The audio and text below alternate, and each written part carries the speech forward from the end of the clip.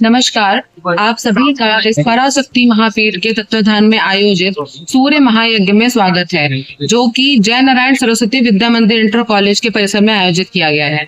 जैसा कि आप सभी यहाँ पे देख रहे हैं, ये यहाँ पे 3 कुंड विद्यमान है। पहला कुंड ये गोल कुंड है, जो कि ब्रह्मांड का प्रतीक है। द्वितीय कुंड यहाँ पे विजय कुंड है, जो कि नकारात्मकता और शत्रु पे विजय प्राप्त कराता है। तीसरा कुंड यहाँ पे चतुष्कोणीय कुंड है, जो 4 पुरुषार्थों की प्राप्ति कराता है: धर्म, अर्थ, काम और मोक्ष।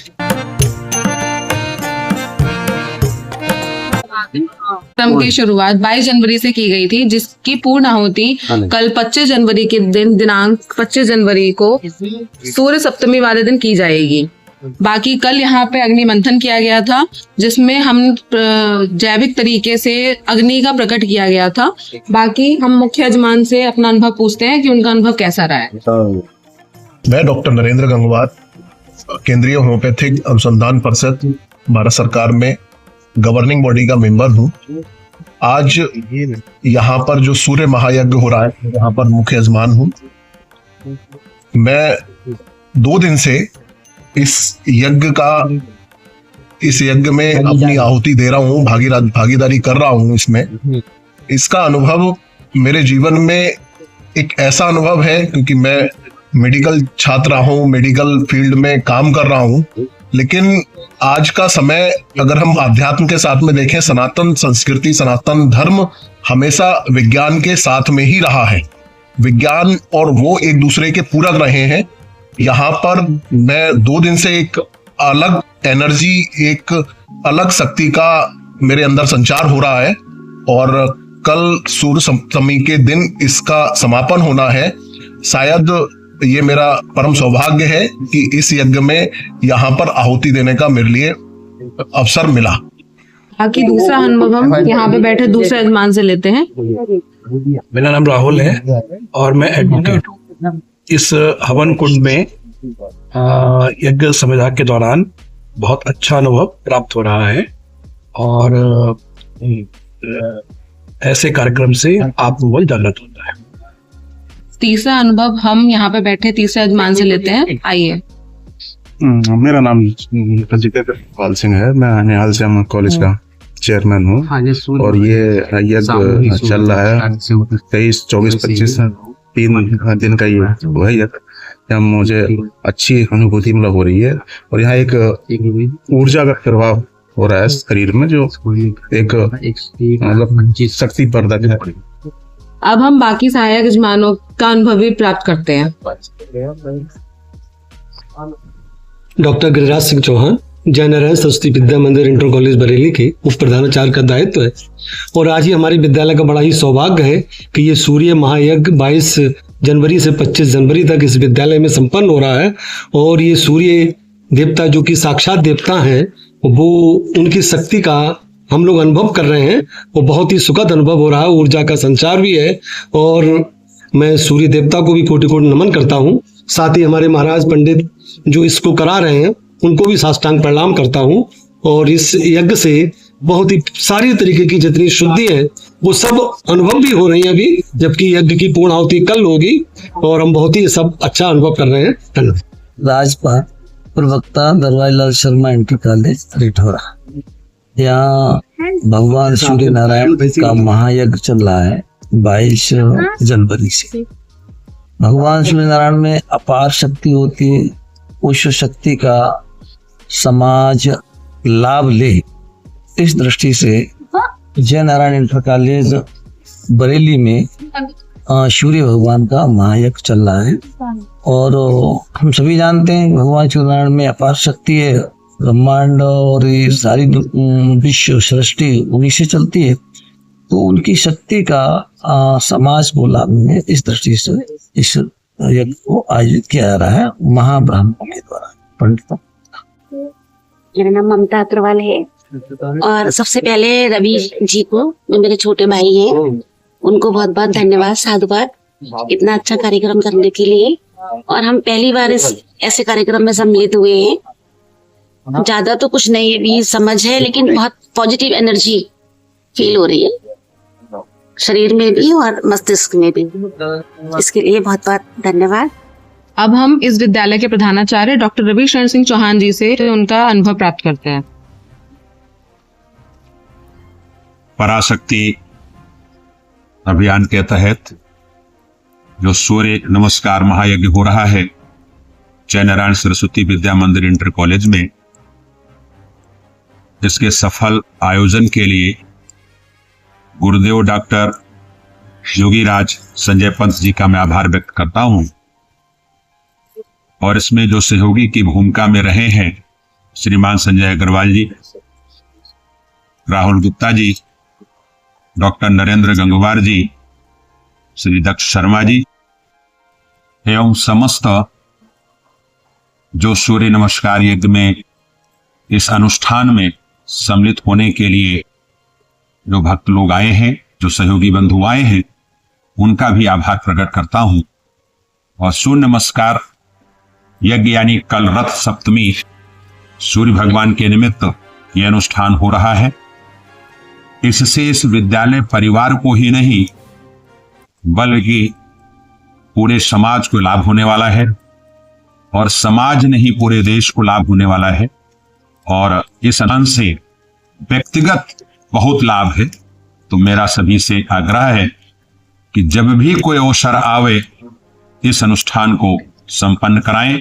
और अगर इतना भी नहीं कर सकते हैं तो रथ सप्तमी वाले दिन सूर्य भगवान का जो दिन होता है उसी दिन उनको 7 घोड़ों सहित रथ प्रदान किया गया था।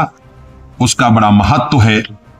तो सूर्य भगवान को प्रातःकाल सूर्योदय से पहले अर्घ दे करके उनसे आशीर्वाद लें, उनसे प्रार्थना करें, जिससे शरीर स्वस्थ रहे, निरोग रहे, परिवार स्वस्थ रहे, निरोग रहे।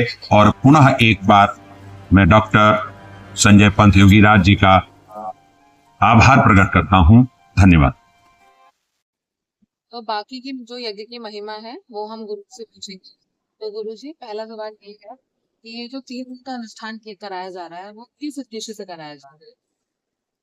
बेटा, कोई भी यज्ञ वैसे तो जन कल्याण और समाज कल्याण के लिए ही होता है, लेकिन इस समय इस यज्ञ का जो विशेष अवसर है वो है सूर्य सप्तमी। माघ मास की सप्तमी को सूर्य सप्तमी के रूप में मनाया जाता है। और ये समय ऐसा होता है जब सूर्य नारायण का अवतरण दिवस या इनका जन्मदिन माना जाता है। तो इसी अवसर पर ये यज्ञ आयोजित किया जा रहा है। और पिछले 3 दिनों से यानी वसंत पंचमी से ये शुरू हुआ है और आज इसका समापन होगा। इसमें जो पिछले 3 दिनों में रहा है 1.25 लाख सूर्य मंत्रों की आहुतियां हुई हैं। उसके अलावा 1000 सूर्य नामावली से विशेष हवन भी इसमें हुआ है।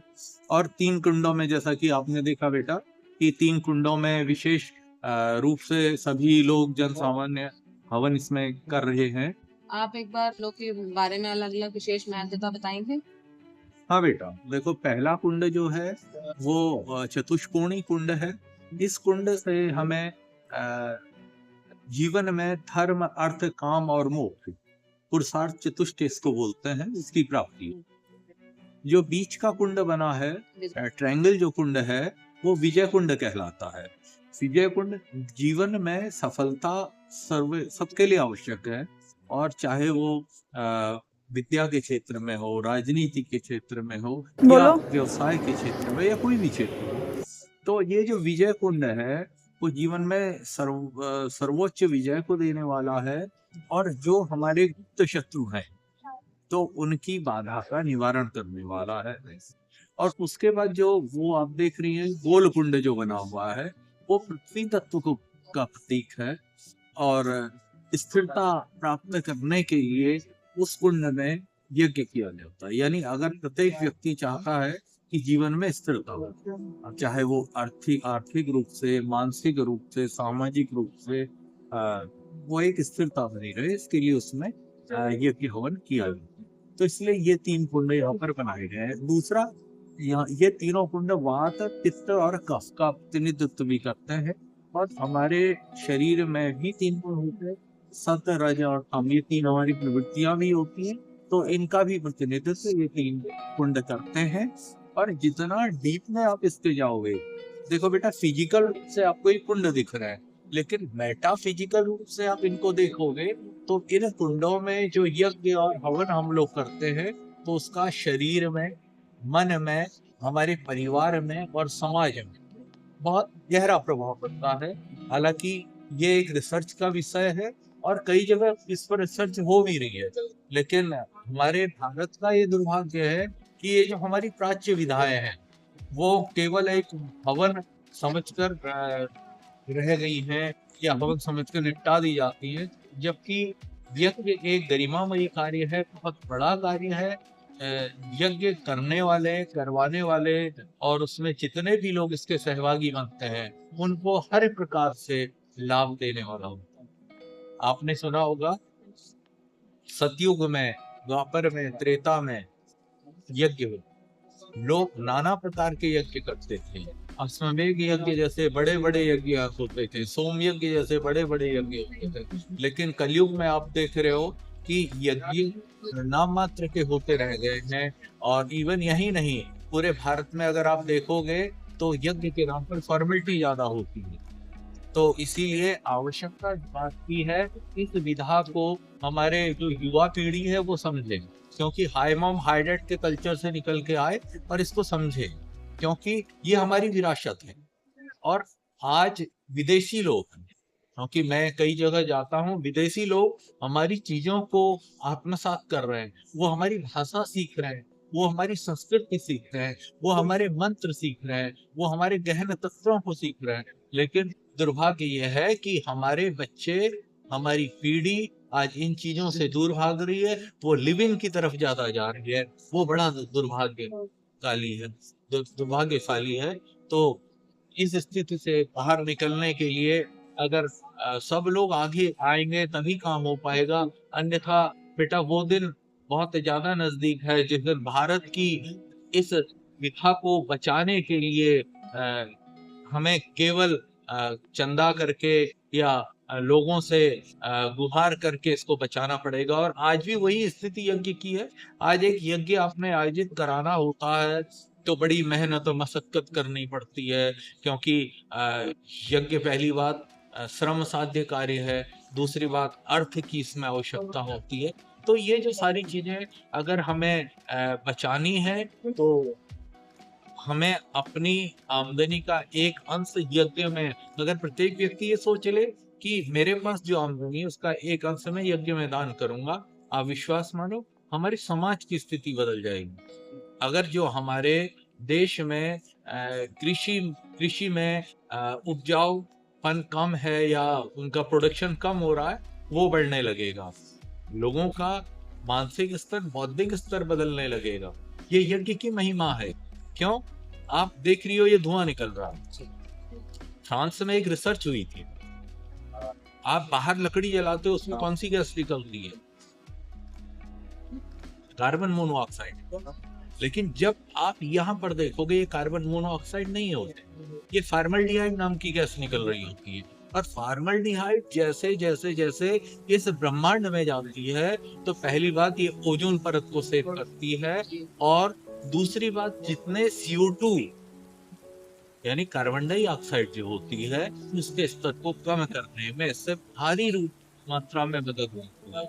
आज जो पर्यावरण में एक पर्यावरण का संकट पैदा हो रहा है तो उसको बचाने में भी यज्ञ विज्ञान बहुत बड़ी भूमिका निभा सकता है। लेकिन ये तब तक नहीं होगा ना जब तक लोग समझेंगे नहीं, और जब लोग समझेंगे कहीं देर न हो जाए। जैसा कि गुरुजी ने बताया कि युवा पीढ़ी की तरफ हमें इसको अग्रसरित करना है, तो आपसे मैं पूछना चाहूंगी कि ये जो अभी हवन 3 दिन से हो रहा है तो इसमें कितने युवा शामिल हैं और कितने लोग यहाँ पे आहुति डाल रहे हैं, प्रतिदिन कितनी आहुति का यहाँ पे डाली जाती है, तो आप जरा बताएंगे। बेटा सभी लोग, मैं तो कहूँगा युवा है जो बैठ रहे हैं, उल्लास से बैठ रहे हैं, तो वो सब युवा है, भाव से बैठ रहे हैं, वो सभी युवा हैं। और प्रतिदिन की अनुमानित 50 से 60 हजार आहुतियां इसमें डाली गई हैं, और 1.25 लाख का तो केवल सूर्य मंत्रों से हवन यहाँ पर हुआ है। और पूर्णाहुति होते होते करीब करीब 2 लाख आहुतियां समस्त मंत्रों, क्योंकि इसके अलावा महामृत्युंजय है, गायत्री मंत्र है या अन्य मंत्रों की भी आहुतियां इसमें पड़ती हैं तो वो 2 लाख क्रॉस कर जाती हैं। और उस जो 2 लाख का फल होता है वो बड़ा जबरदस्त होता है। और सबसे बड़ी बात यह है जो सामूहिक यज्ञ होते हैं, आप व्यक्तिगत रूप से 2 लाख आहुति देने में आपको हो सकता है साल लग जाए या 2 साल लग जाए, लेकिन यहाँ पर अगर लोगों ने भाव से डाली है तो उस 2 लाख का फल प्रत्येक व्यक्ति को मिलता है। ये सामूहिक यज्ञ का और सामूहिक पूजा का सबसे बड़ा लाभ है। क्या कर रहे और आज ऐसे यज्ञों की बहुत बढ़िया। जैसा कि गुरु जी ने यज्ञ का सामाजिक एवं वैज्ञानिक महत्व बताया और ये आवश्यक है कि हमारी युवा पीढ़ी इसको यज्ञ को अपनाकर पर्यावरण को संरक्षित कर सके और वास्तव में हमें अपनी धरोहर को बचाने की जरूरत है। कलयुग में जैसा आपकी देख रहे हैं कि यज्ञ हवन वगैरह बहुत कम होते हैं जो प्राचीन काल में बहुत हुआ करते थे, इसलिए ये हमें बहुत आवश्यक है कि हम यज्ञ के द्वारा अपने पर्यावरण को संरक्षित कर सकें। जय माई की।